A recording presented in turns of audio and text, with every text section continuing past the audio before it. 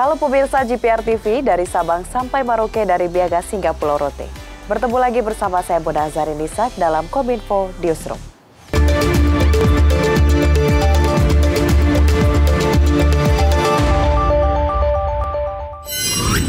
Pemirsa, informasi pertama, Presiden Joko Widodo menegaskan akan mencabut izin ekspor dan izin usaha bagi perusahaan yang tidak memenuhi kewajiban domestic market dalam hal memenuhi kebutuhan pasokan batu bara untuk kepentingan dalam negeri. Dan berikut beritanya.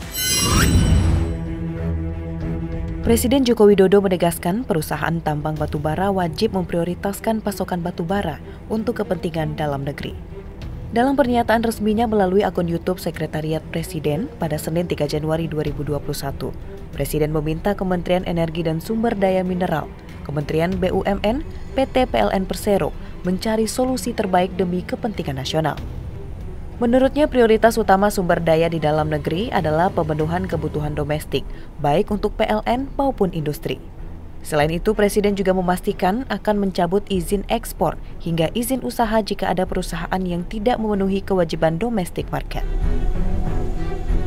Jangan sampai dilanggar dengan alasan apapun. Perusahaan yang tidak dapat melaksanakan kewajibannya untuk memenuhi kebutuhan dalam negeri bisa diberikan sanksi. Bila perlu, bukan cuma tidak mendapatkan izin ekspor, tapi juga pencabutan izin usahanya.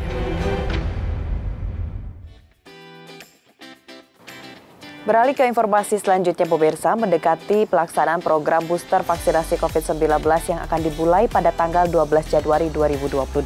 Pemerintah tengah mengkaji jenis vaksin yang akan digunakan. Dengan total kebutuhan sebanyak 230 juta dosis vaksin, pemerintah siap melaksanakan booster vaksin ini guna meredam pandemi COVID-19 di tanah air.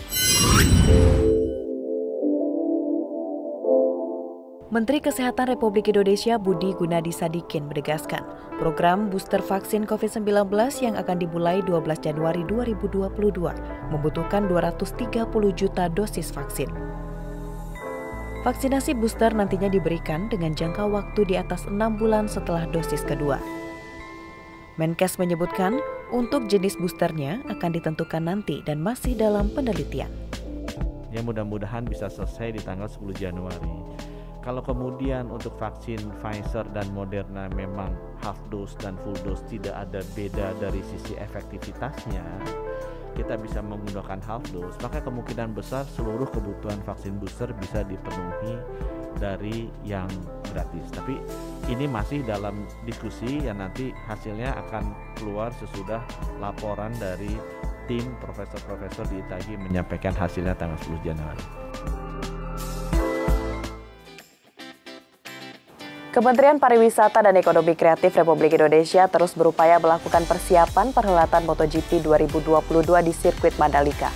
Beberapa hal yang dipersiapkan seperti menyediakan akomodasi dan sarana prasarana di wilayah Mandalika, serta menyiapkan desa wisata dengan homestay dan mendorong produk ekonomi kreatif.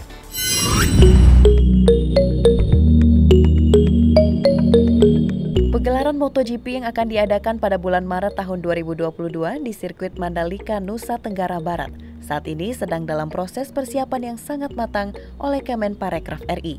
Kementerian Pariwisata dan Ekonomi Kreatif terus melakukan koordinasi, salah satunya adalah dengan rutin menggelar rapat sinkronisasi yang juga melibatkan berbagai pihak.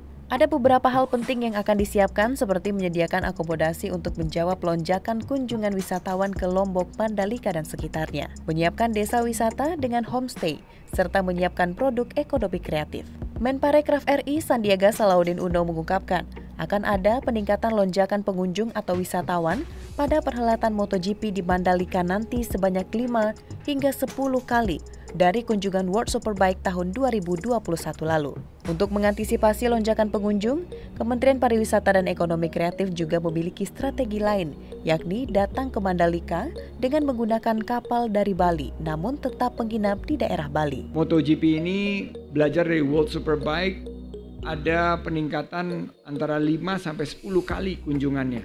Jadi dari kunjungan ini kita menggunakan data yang disampaikan oleh teman-teman ITDC yang juga dikuatkan oleh pernyataan Pak Hadi sebagai Ketua Koordinator Lapangan bahwa 50.000 untuk tiket yang tertampung dalam tribun dan 10.000 lebih untuk yang tidak atau di luar tribun ini akan menjadi acuan kita, sehingga kita harus menyiapkan mulai dari krusnya dan beberapa kesiapan lainnya.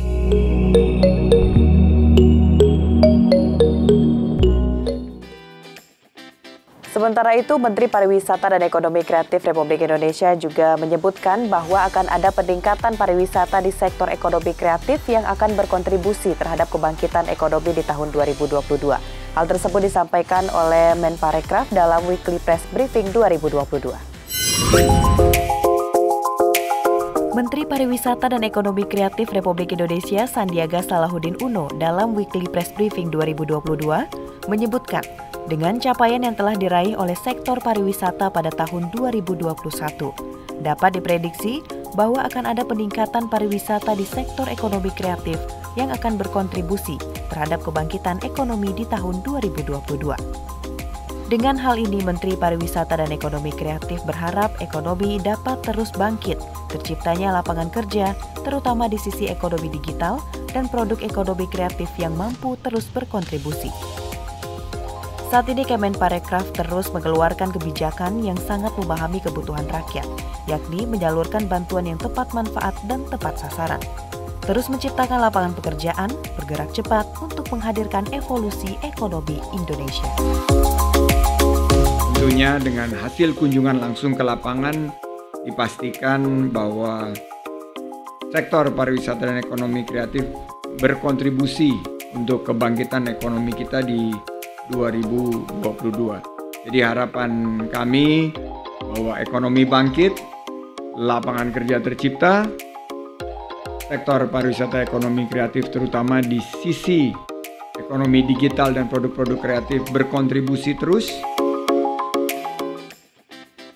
Menteri Koordinator Perekonomian Airlangga Hartarto menyatakan bahwa keputusan Presiden tentang perpanjangan status pandemi COVID-19 sangat diperlukan. Hal ini menjadi dasar program penanganan pandemi dan pemulihan ekonomi masih berjalan. Menteri Koordinator Perekonomian Airlangga Hartarto menyatakan, keputusan Presiden nomor 24 tahun 2021 tentang perpanjangan status pandemi COVID-19 sangat diperlukan. Sebab Kepres ini menjadi dasar program penanganan pandemi dan pemulihan ekonomi masih berjalan. Terlebih pemerintah bertekad melanjutkan program pemulihan ekonomi nasional 2022 dengan mengalokasikan anggaran sebesar Rp414,1 triliun. Jumlah tersebut jauh dari anggaran tahun lalu yang sebesar Rp744,77 triliun. Kita berharap di kuartal keempat pertumbuhan ekonomi bisa dijaga di 4,5 sampai 5%. Secara year on year adalah 3,7 sampai dengan 4%. Sehingga dengan demikian masuk di tahun 2022 ini kita bisa mendorong front loading daripada anggaran. Nah, itu salah satu dari implikasi dari Kepres tersebut. Informasi terakhir, Presiden Joko Widodo menyebutkan jumlah individu yang masuk ke bursa investor pasar modal mengalami kenaikan dan didominasi oleh kaum milenial. Diharapkan kontribusi anak muda tersebut mampu memberikan dorongan terhadap pertumbuhan ekonomi negara. Hal tersebut disampaikan oleh Presiden dalam pidatonya pada peresmian pembukaan perdagangan Bursa Efek Indonesia. Dalam pidatonya pada peresmian pembukaan perdagangan Bursa Efek Indonesia, Presiden Joko Widodo menyebutkan bahwa hilirisasi menjadi kunci dari kenaikan ekspor di Indonesia. Saat ini sektor bisnis, digital bisnis, dan konsumsi listrik juga mengalami pertumbuhan. Untuk konsumsi listrik dalam kategori industri naik 14,5% hingga 5,7% untuk sektor bisnis. Presiden juga menyebutkan jumlah individu yang masuk ke bursa investor pasar modal mengalami kenaikan 7,4 juta yang memiliki investor utama, yakni investor retail dari anak muda atau kaum milenial. Dengan kontribusi anak muda tersebut diharapkan dapat memberikan dorongan terhadap pertumbuhan ekonomi negara. Selain itu, masih akan banyak tantangan yang akan dihadapi, seperti kenaikan inflasi, pengaruh negara lain yang mengalami kelangkaan energi, dan juga kasus Omikron.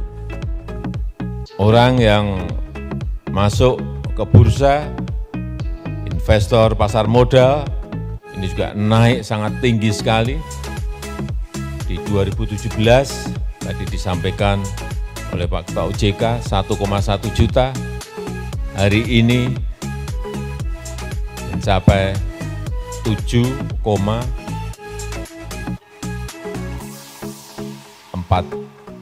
juta investor utamanya, investor retail ini yang banyak dari anak-anak muda, milenial, Gen Z, semuanya masuk. Dan kita harapkan ini akan terus membesar dan akan memberikan dorongan kepada pertumbuhan ekonomi negara kita. Itulah ragam informasi yang telah kami kemas untuk Anda. Dapatkan update berita pilihan setiap harinya di kanal digital GPR TV atau di media sosial gprtv.id. Saya Mona Azhardinisa pamit, sampai jumpa.